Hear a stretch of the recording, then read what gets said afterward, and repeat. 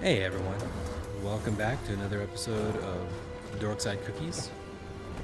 And today we're going to be, this is our popular culture discussion and video game playthrough. We usually just kind of watch the line die. If this is your first time in, he has died probably 80 times so far. Oh, wait, it's not that bad. That's pretty good. This game's not that bad. Or at least I'm not that bad. So what I wanted to talk about a little bit was the LitRPG genre. Oh, yeah? And specifically, the book I've been reading lately. You mean Sword Art Online? So That's been my only introduction. which I actually have not watched. Can I read it? Is it a manga as well? Probably. Probably. But yeah, I think that's the same kind of concept. It's lit RPG for people who aren't aware. Generally, in the novels, novels in the lit RPG genre generally have a character, a character who is playing a video game. And in this, usually the future, usually 50 to 100 years in the future, we're able to play virtual reality games by complete immersion into basically like a World of Warcraft type game. And what's different about LitRPG is that generally it will start off and it's somebody who has gotten a lucky break and able to somehow afford the machine that allows them to play the game. They get into the game and they, through cleverness, almost like Odysseus or Doctor Strange, they overcome the mechanics of the game engine by being clever. And what's really unique is they periodically stop. As anytime the character reads game status screens, the author will literally type what the character sees. So the character would be like, I'm Lucas, the light knight. And he'll be like, oh, I just beat this monster and I got experience and I got a new magic item. I wonder what that is. And then he'll look at his character sheet and it'll show his strength, his con, his dex, all of his stats, how much damage each of his attacks do. And as he fights more monsters, he'll get more equipment, which will increase his stats more, and he will then look at those again. And it's pretty interesting. These are games that don't exist, but you're enjoying two things when you read this. One, you're imagining what it would be like to play a game like that, and two, you're imagining the standard story arc that any kind of story might have. Except usually these characters exist in the real world and they exist as a character, so you're really often experiencing two stories. Though a lot of times the real life narrative is minimal. Like they're poor and destitute and they can't afford much. So they don't care about their own personal lives. They really mostly just try to stay inside the game as much as possible. But that's the LitRPG genre. I've never seen anything else where you see stats. Like, I read D&D books, but no D&D book says, oh, I got a +3 sword, and it rolls an extra d6 of fire. LitRPG, though, it would. And people break these games apart online. Like, they say, like, oh, this is a loophole. Is that a good guy or a bad guy? No, that's the head mercenary that's been roughing you up the entire... I've been killing all of his guys. And that's BT? What? I think it's Blisk. Oh, okay. I mean, that's BT over there. And so what happened was we got to the Ark, the power source. Yeah. That's going to power the super weapon. That's going to create a Death Star. Yeah. And I stuffed it inside of him. Yeah. And Blisk has been trying to use my voice command to open BT up so you can get it out. Yeah. He didn't want to rip BT open for fear of like the Ark is Damaging it or unstable. something. Yeah. And so as you can tell, BT's pretty much fucked. And like a true champ, when he had a chance to get out of there with the arc, he was all like, I'm not going to lose another pilot. I was like, PT, I love you too, man. That's awesome. And here in the last desperate move, he tried to protect you once again. Yeah. But of course now Blisk has the arc. So, you know, we're in trouble. Say goodnight. PT's pretty fun. He's 95 alive. Yeah, this is a lot like the second Short Circuit movie. Yeah. Where they just will not stop beating up Johnny number 5. Like, BT is just so hosed right now. He's pretty much done for. I want to see him all mohawked out. That would be dope. I don't think it's going to happen. Yeah.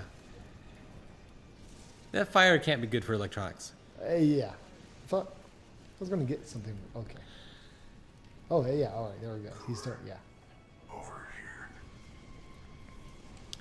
So I'm reading Sigil Online, and this is a pretty standard game or standard book in the LitRPG genre. What do you like so much? Because when I watched, like, I think season 1 of Sword Art Online, just to try to. Yeah. I mean, really was they had some pretty good art directors, so that when it got to an action scene, it was good. Yeah.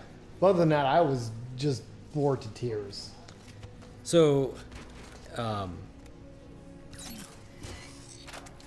I think I don't know if it's because I'm a programmer or what, but I'll often tell people that I like world building more than the story in a given show, in a given book, in a given show, anything.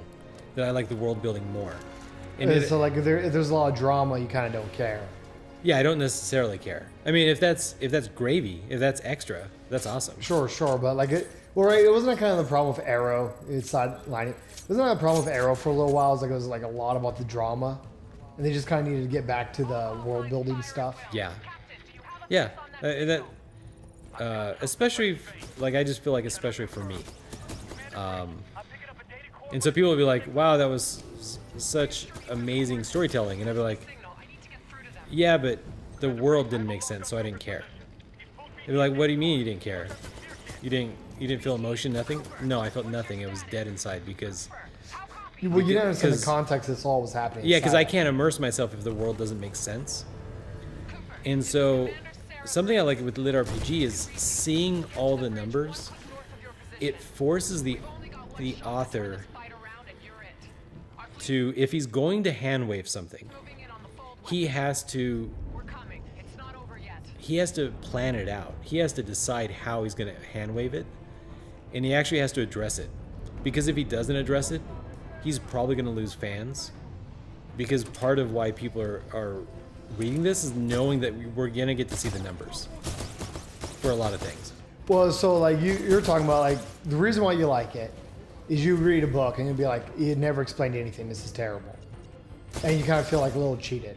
Yeah. But you feel like when it's the LitRPG, the author is kind of like stuck having to explain it. Yeah.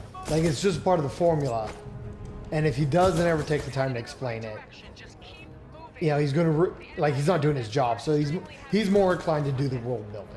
Yeah. Now there's something that I get that it is essentially the opposite of what you like in games, and so in these games, your physical skill at swinging a sword is very important. However, probably just as important is the numbers. It just is. Because unlike a lot of other novels, where once the person learns how to use a sword or develops his magic powers or finds out he's the lost orphan of a blacksmith or whatever crazy thing justifies him being a hero. Unlike those stories, where once they have it, they just kind of have to keep jumping the shark. Oh, yeah. In a LitRPG, you can actually have like 7-8 books in the same series, and they're just incrementally getting better numbers, and that's satisfying to me because I want to see my like the characters that I like, I want to see them get more powerful. And it's just not interesting to see somebody, or to be told, not even see, but to be told, oh, now they're better with a sword. Oh, now they're better with a sword again. Oh, now they're still even more skilled with a sword. It's kind of funny you say that, because I too love watching characters grow and become stronger. And that just like when you said that, like the first thing that reminded me of was DBZ. Okay. Because like at least at first when it all was like going on and started, and like wasn't patently like ridiculous. Yep. Watching Goku get stronger, like from saga to saga, and watching his growth to learn how to go from fighting Vegeta or Raditz to fighting Vegeta to fighting Frieza. Yep. Like when I was small, that was super exciting. Now, I mean, they never mentioned any numbers, but it was like, oh, he's training, and I can understand training. Like I don't get numbers when I train. Yeah. Or I guess I do because I can just read the barbell if the barbell's getting heavier. You can with weightlifting. Yeah. Yeah. But oh man, what the fuck am I gonna do? Get this part. So maybe I'm a little hypocritical there, but like I still loved it, but it was different because they weren't like wasting my time with saying, oh, he got the magical singing sword and that's why he's stronger. Like no, he sat there working at it. I think another version of it is, did you ever see the movie, this is a little bit out of right field, did you ever see the movie Kung Fu Hustle? Yeah. Yeah, I absolutely adore that movie. Sure. Because of the way it handled like growing power levels. Sure. And I loved watching the absolutely like pathetic Crook. Yep. And like, you had those three great warriors. And then, so you had the Axe Gang beating up all the civilians, right? Yep. And then it turns out they had these three great Kung Fu warriors, and they just ripped the Axe Gang to pieces. Mm-hmm. And then the Axe Gang gets their own great warriors, these mandolin players, and they ripped those three guys apart. That saved the town. Yep. And I was like, oh man, this is getting intense. And then that's when the true Kung Fu masters of the town finally revealed themselves. Yeah. I was like, oh man, this is just, oh man, what did I even do? I forget what I do in this part.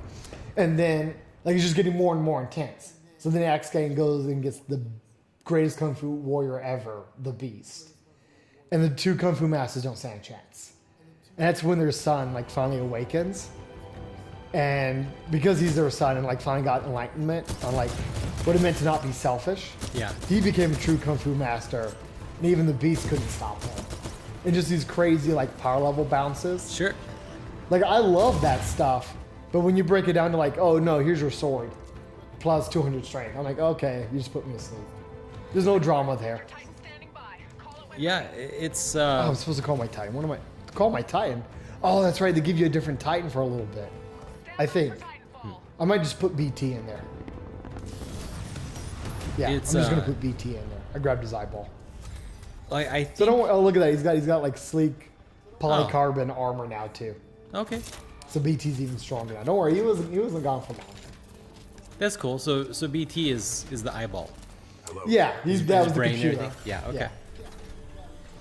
So, I don't know if this is a good spot, but... Yeah.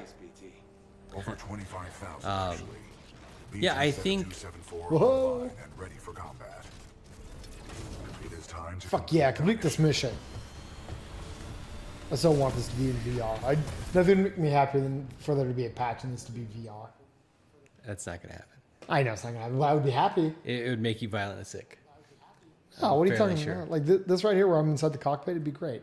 I got a game, VR Worlds, PlayStation VR Worlds. One of the mini games inside of that game is you in a robot. It's a quadruped. It's not bipedal like this, but you're in a cockpit. You see PlayStation MLG rigs, the robot fighting game. It's just like this. Literally just like this. You're in man-sized robots about this size. Yeah. And you sit in a cockpit, you can look down, you see your body. It's awesome. And do you leap around like they do in here? Yeah, but not at the same speed. Not as a pilot. The robots don't leap. The robots move about the same speed, but the pilots move way faster. All right. Well, everyone, this has been another episode of Dorkside Cookies. And yes, we do have cookies. Bye, guys.